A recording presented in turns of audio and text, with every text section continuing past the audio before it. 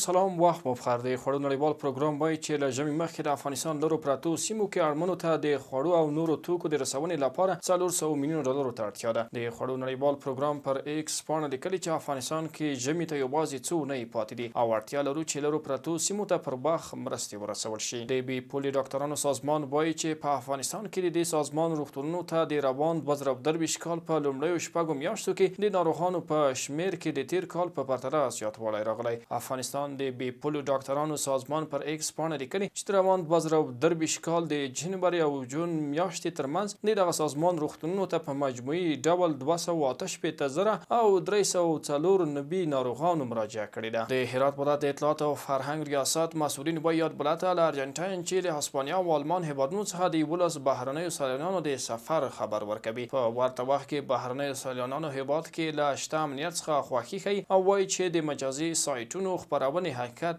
نه لري او د افغانستان خلک په آرام او امن فضا کې ژوند کوي. بلخو د بهرنیو اسعارو په ځانګړي توګه د امریکایي ډالر پر وړاندې د افغاني ارزښت د پام وړ بل شوی دی. نن ورځ په کابل ښار کې د یو ډالر بیه 60 افغانۍ او 50 پوله ده. او وروستی خبر مو دا چې د پاکستان په ځینو ښارونو کې د افغان کډوالو پر کورونو د چاپو اچولو پیښې زیاتې شوي دي. د اسوسییټ پریس خبري اژانس د راپور له مخې په سین ایالات کې د دغه چاپو پر مهال افغان ښځې او ماشومان هم نیول کېږي. دا د نورو مهم خبرونه.